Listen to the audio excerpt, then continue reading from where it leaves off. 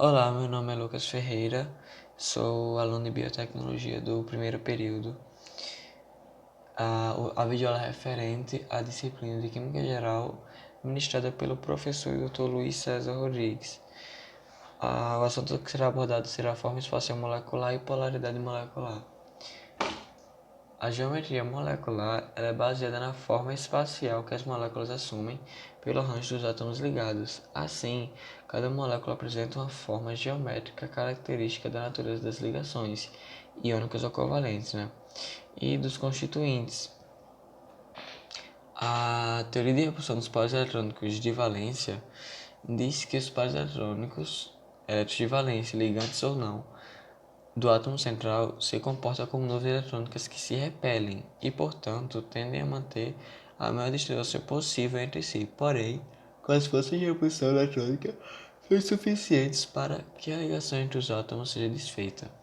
Essa distância é verificada no ângulo formado entre eles. Para tornar mais fácil a determinação de geometria e a estrutura da molécula, a gente tem que seguir 5 passos, que são: o primeiro, que é a contagem do número total de elétrons de valência. Se for um íon, a gente tem que levar em consideração a carga formal. O segundo passo é determinar o átomo central, que geralmente ele é o menos eletronegativo e com maior capacidade de fazer ligações, ou que faz mais ligações. O terceiro passo é contar também o número de elétrons de valência dos átomos ligantes. O quarto passo, calcular o número de elétrons não ligantes, que é a diferença entre o número total e o número de elétrons dos átomos ligantes com a camada de valência completa. E o quinto é fazer a aplicação do modelo da teoria de repulsão dos pares eletrônicos de valência. Assim, as geometrias mais comuns obtidas observando como principal característica os pares eletrônicos ligantes são a geometria linear, com 2, 5, 6 pares totais,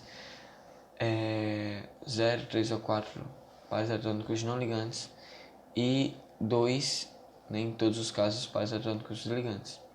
A geometria triangular, que são 3 pares eletrônicos totais, nenhum par eletrônico não ligante e 3 pares eletrônicos ligantes. A angular, a tetraédrica, que são 4 pares totais, nenhum par não ligante e 4 ligantes. A piramidal, que são 4 totais, 1 não ligante e 3 ligantes.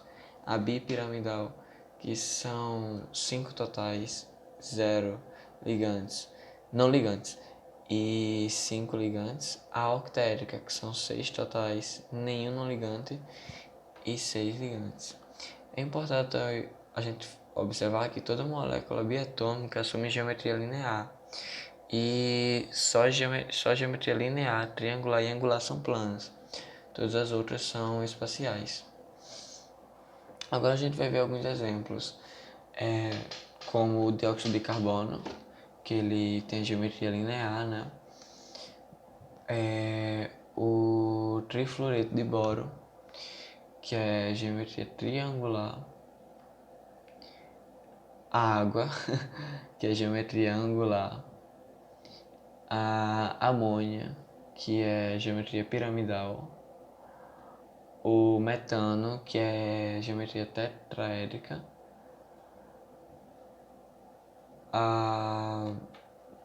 O pentacloreto de fósforo, que é geometria bipiramidal trigonal. E por último, o hexafluoreto de enxofre, que é geometria octaédrica. Agora a gente vai ver a polaridade molecular, porque está tudo interligado aí, a polaridade com a forma geométrica. A polaridade das moléculas é um ponto muito importante quando a gente estuda química, porque ajuda a gente a entender as moléculas de uma ou mais substâncias, como elas interagem. E o que pode determinar a solubilidade, o ponto de fusão e ebulição dessas substâncias. Quando a gente analisa a polaridade das moléculas, a gente pode explicar o fato de encontrarmos dióxido de carbono, por exemplo, no estado gasoso a temperatura ambiente, e a água no estado líquido. Outro ponto também importante analisar, né, a polaridade das moléculas, é entender por que a água apresenta uma grande facilidade em dissolver o ácido clorídrico, enquanto a mesma, né, a água, ela não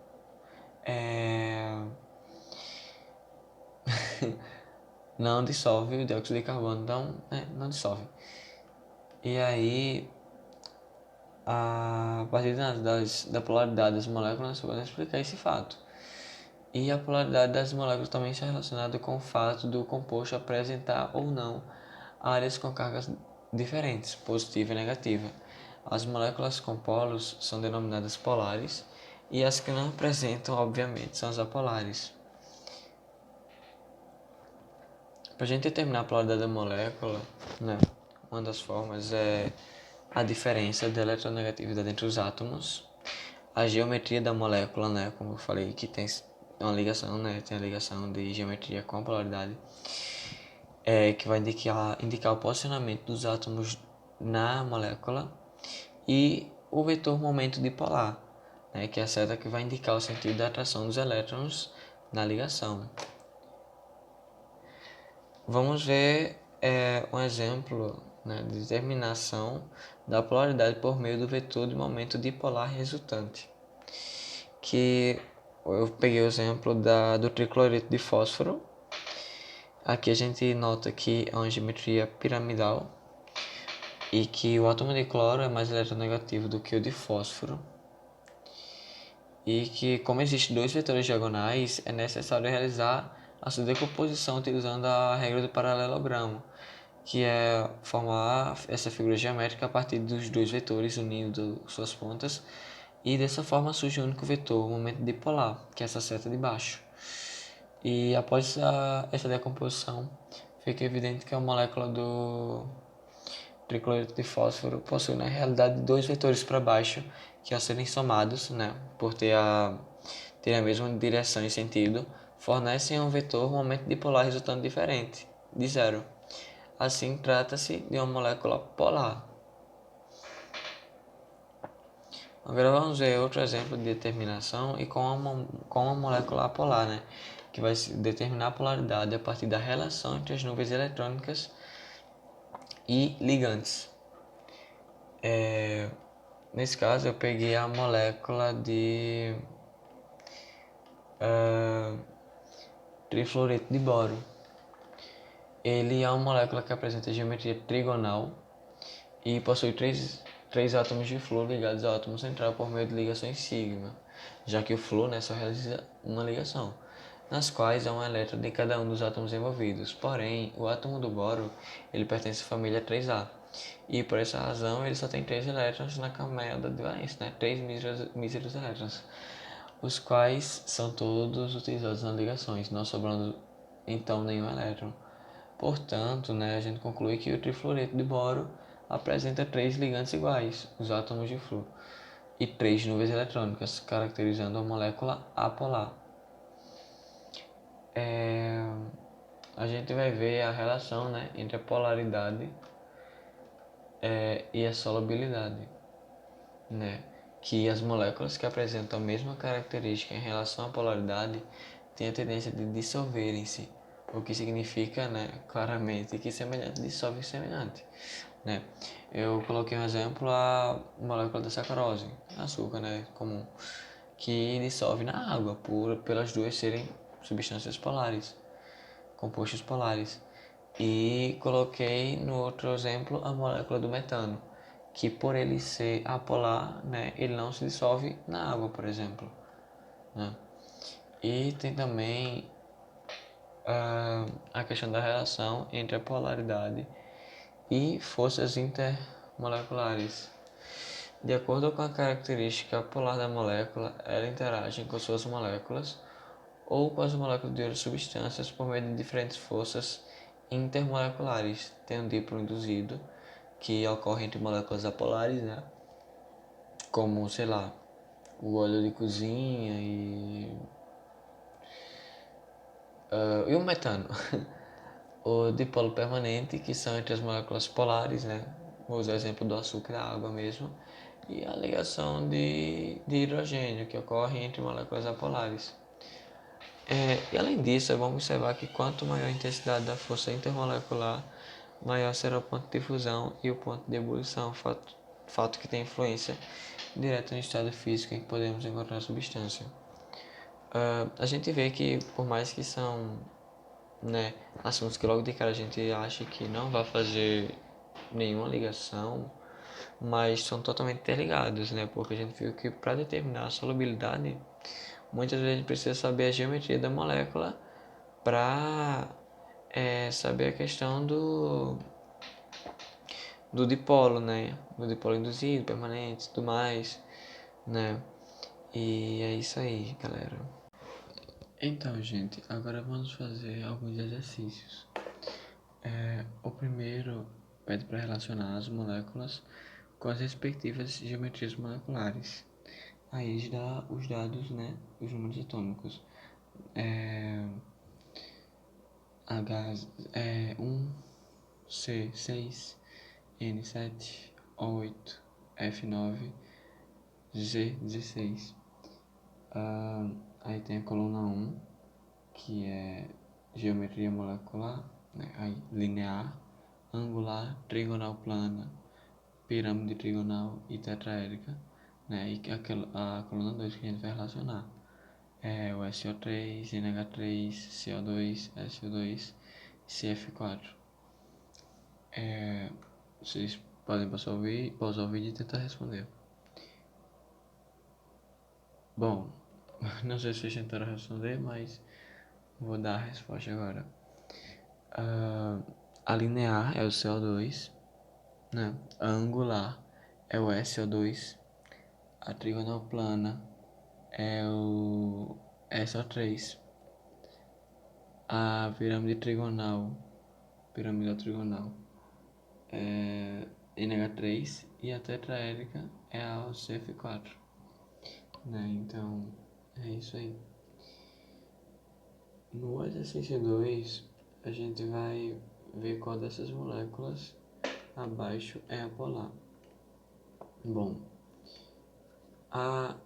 vocês podem pausar o vídeo e estar respondendo se é o CH2O, CHCl, CBCl3, CH3Cl ou NH3. E eu vou dar a resposta agora. A alternativa correta é a letra C. No caso da letra B, a gente pode ver facilmente que o HCl é polar, porque o cloro é mais eletronegativo que o hidrogênio, atraindo os elétrons, mas outras moléculas possuem 3 ou mais átomos. Nesses casos, podemos identificar a polaridade das moléculas de duas maneiras. A primeira, que é analisar o vetor, o momento dipolar resultante. Se der igual a zero, é apolar. Se der diferente de zero, é polar. E o segundo, que é comparando o número de nuvens eletrônicas ao redor do átomo central com o número de grupos iguais ligados a ele. Se der igual, a molécula apolar. Se der diferente, é polar. E, enfim, é isso aí, espero que vocês tenham entendido. A questão 2, né, pede pra gente analisar a geometria das moléculas representadas a seguir e classificar as informações com verdadeira e falsa. Aí tem o OH2, CO2 e o NH3. Aqui a gente vai ter, aliás, o H2O, não o H2. Desculpa. A primeira fala que a molécula de CO2 é apolar, pois ligações duplas são apolares. O segundo, os compostos de NH3 e H2O apresentam moléculas polares. 3. A molécula do composto de CO2 é apolar, pois o vetor momento dipolar resultante é igual a zero. 4. A molécula do H2 é apolar, pois é angular e o átomo de O é mais eletronegativo que o de hidrogênio. E 5. A molécula de NH3 é apolar, pois apresenta ligações simples iguais. Bom, vocês podem pausar o vídeo e responder, colocar qual é a verdadeira e falsa. E agora vou dar a resposta. A primeira é falsa, porque o oxigênio é mais eletronegativo que o carbono, assim, cada ligação que eles realizam é polar, independentemente se a ligação é simples, dupla ou tripla. No entanto, como são duas ligações com intensidades iguais, mas em sentidos contrários, uma anula a outra e a molécula é apolar. Além disso, se analisarmos as nuvens eletrônicas do átomo central, que é carbono, veremos que ele tem duas, que é a mesma quantidade de átomos iguais, oxigênios, ligados a ele. Isso confirma que o CO2 é realmente apolar. A segunda é verdadeira, a terceira é verdadeira, a quarta é verdadeira. A quinta é falsa, porque a molécula de NH3 é polar, pois o nitrogênio é mais eletronegativo que os hidrogênios, e como são três ligações em sentidos diferentes, o momento dipolar resultante é diferente de zero. Além disso, o nitrogênio possui 4 nuvens eletrônicas e 3 ligações iguais, confirmando que essa molécula é realmente polar. Bom, o exercício foi mais para resumir, né, os assuntos, dar uma relembrada do que eu falei do início, do meio e fim de slide. E, enfim, espero que vocês tenham entendido e obrigado.